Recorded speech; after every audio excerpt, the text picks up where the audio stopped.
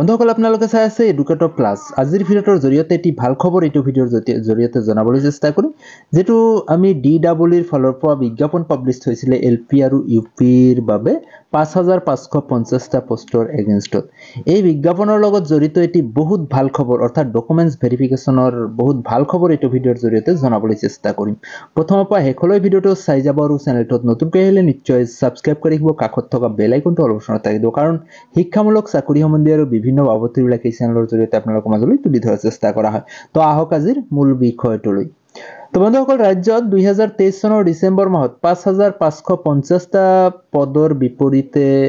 এডভাইসমেন্ট publish কৰিছিল ডিডব্লিউয়ে LP আৰু UP শিক্ষক নিযুক্তিৰ বাবে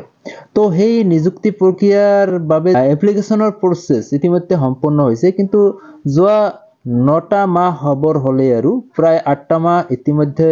পাৰ হৈ গল কিন্তু ভেৰিফিকেশনৰ কাৰণে বা মেৰিট লিষ্ট তেনেকুৱা ধৰণৰ কোনো লিষ্ট এতিয়ালৈকে পাবলিশ হোৱা নাই তো এইটোক লৈ প্ৰতিজন প্ৰাৰ্থীয়ে দুশ্চিন্তাত ভুগি আছে আৰু আজিৰ দিনটোত এটি ভাল খবৰ আহিছে এই ডকুমেন্টস ভেৰিফিকেশন সন্দৰ্ভত যে আজিৰ দিনটোত যেটো প্ৰায় 24000 প্ৰাৰ্থীক নিয়মীয়াকৰণৰ বাবে যি এপইন্টমেন্ট লেটাৰ বিতৰণ কৰিলে এলপি আৰু ইউপিৰ শিক্ষকক সেই মানে যেটো সভা আছিল বা বিতৰণী অনুষ্ঠান আছিল এই অনুষ্ঠানটোতে অসমৰ মাননীয় শিক্ষামন্ত্ৰী মহোদয়ে উল্লেখ কৰিছে যে অহা 6 তাৰিখ অৰ্থাৎ এই সেপ্টেম্বৰ মাহৰ 6 তাৰিখৰ পৰা ষ্টাৰ্ট হ'ব ইয়াৰ বিজ্ঞাপনৰ যেটো মানে ডকুমেন্টস ভেৰিফিকেশনৰ তালিকাবোৰ পাবলিশড হ'ব তো বন্ধুসকল নিশ্চয়কৈ এয়া যিসকল আশাবাদী প্ৰাৰ্থী তেখেতসকলৰ বাবে অতিকে ভাল খবৰ তো আজিৰ ভিডিঅ'ৰ জৰিয়তে আমি আমাৰ অসমৰ মাননীয় শিক্ষামন্ত্ৰীয়ে কোৱা কথাখিনি আপোনালোকক শুনাবলৈ চেষ্টা কৰিম ইতিমধ্যে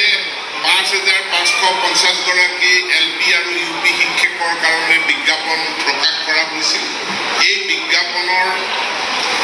মানে আবেদন গ্ৰহণ প্ৰক্ৰিয়া সম্পূৰ্ণ হৈছে ইয়াৰ ডকুমেন্ট ভেৰিফিকেশনৰ প্ৰসেস আৰম্ভ হ'ব অৰ্থাৎ নতুন এলপি ইউপি শিক্ষকৰ ডকুমেন্ট ভেৰিফিকেশনৰ প্ৰসেসটো অহা 6 সেপ্টেম্বৰৰ পৰা আৰম্ভ হ'ব গতিকে সকলো যিসকল আবেদনকাৰী আছিল আবেদনকাৰীক খবৰটো দিবৰ কাৰণে